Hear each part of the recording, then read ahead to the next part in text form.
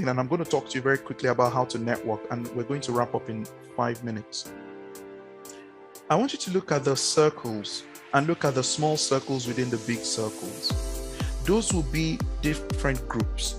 I want you to imagine yourself in being in one of those groups. Say you pick yourself to be in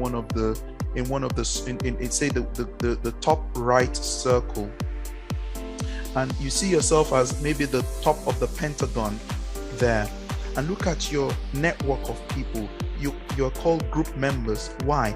Because you frequently interact, and because there is frequent interaction, you tend to think alike over time, and it reduces what we call diversity of ideas and what Yanis will call groupthink. Now, the more you affiliate with people, the more you associate with people, the tendency for you all to begin to think alike. But hey, the blue lines between you shows what we call strong ties. The relationships are strong. Why? Because when you relate to people over time, you tend to think alike, you begin to share ideas, you guys become tighter and stronger. Remember what I told you at the beginning?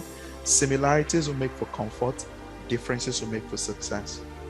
But what about if I wanted to relate with another group that may not necessarily share my views? I have weak ties with them. Look at these orange lines. Those orange lines shows weak ties. That is, weak ties are relationship between members of different groups. That is, someone in your group today that you are talking with, that is your good friend, has a connection in another group that doesn't think like you.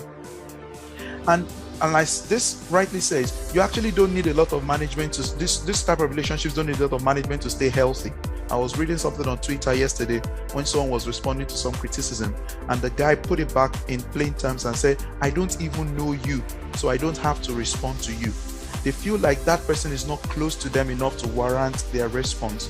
But if that criticism was coming from a friend or a trusted network ally, it will take more out of you to try to justify that thing or try to engage with that criticism because you are worried that it is coming from a trusted circle. But if it's coming from someone that is not, necessarily valuable to you in that sense, you'll be a bit more relaxed and say, I can handle this, I don't need a lot of energy here.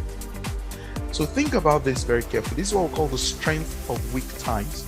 And the idea here is that you may be one connection away from another network of people that have a totally different sets of resources, ways of seeing things, and ways of doing things that will bring immense value to your own space. And that's why we need to network.